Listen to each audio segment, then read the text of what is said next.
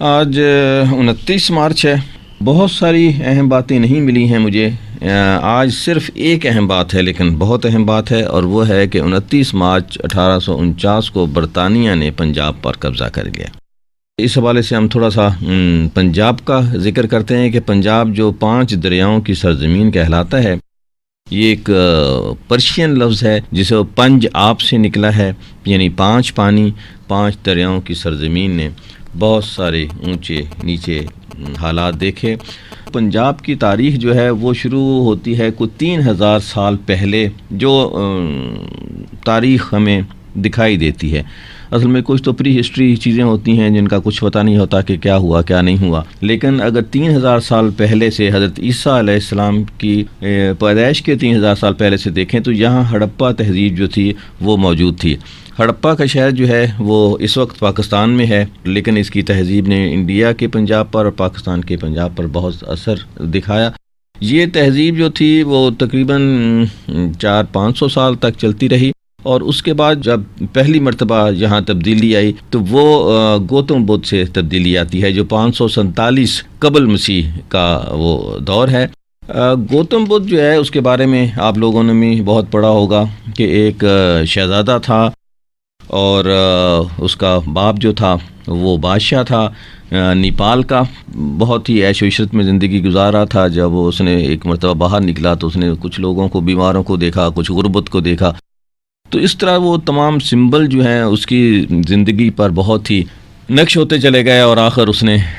اپنی جو عیش و عشرت کی زندگی تھی اس کو چھوڑ کر جا کر ایک درخت کے نیچے بیٹھ گیا اور گیان دھیان کرنے لگا، اور وہیں سے آخر روشنی حاصل کی، اور وہ جو اس کی اپنی تعلیمات تھیں وہ پھر چلتا رہا، سفر کرتا رہا، اور ان تعلیمات کو کسی ایک جگہ بھی نہیں بیٹھا،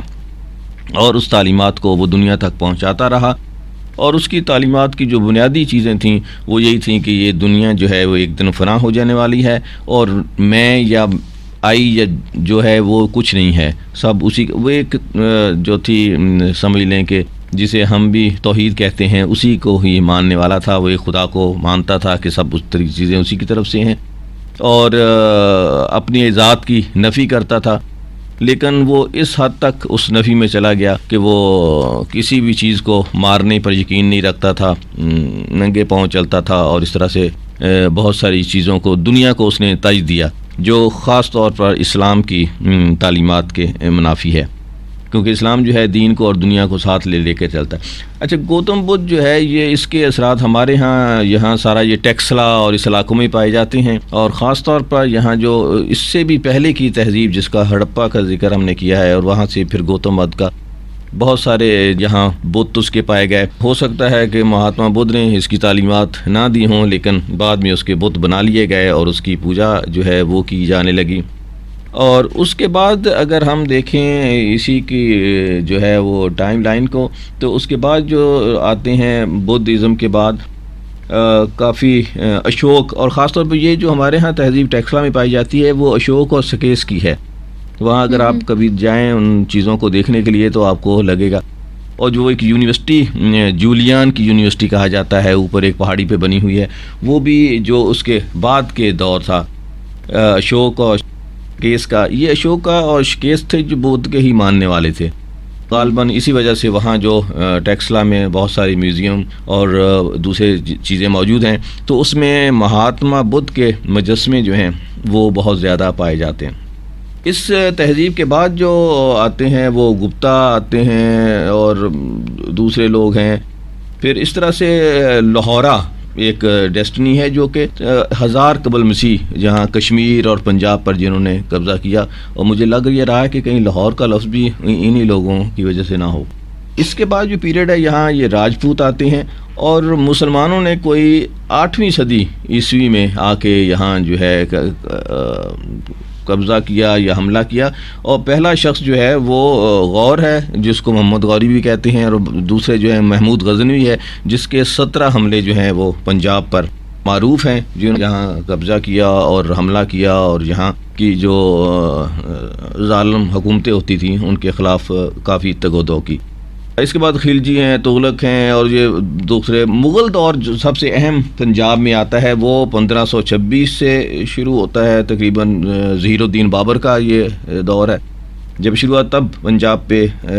کیا گیا. لیکن یہ مسلمانوں کا جو جیسے محمد بن قاسم جو ہے وہ آیا 8ویں صدی میں, اور اس وقت حکومت تھی عراق میں,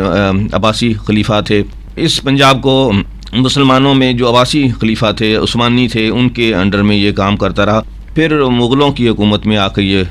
مغلوں میں شامل ہو گیا, اور سکھ راج اس میں کافی عرصہ رہا, اور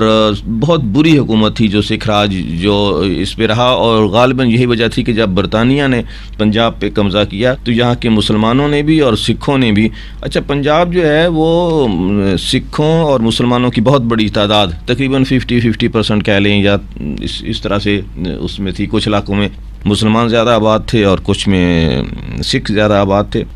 تو جب انگریزوں نے اس پہ قبضہ کیا 29 مارچ 1849 کو, تو غالباً سکھوں نے بھی اس پہ سکھ کا سانس لیا ہوگا, اور مسلمانوں نے بھی سکھ کا سانس لیا ہوگا, اور ہندوؤں نے بھی سکھ کا سانس لیا ہوگا. اس کی وجہ تھی کہ جو سکھ حکومت تھی وہ بہت ہی مائٹ از رائٹ کا دور تھا, اور کوئی اصول نہیں تھا. جنگل لا جو یہاں ہوتا تھا,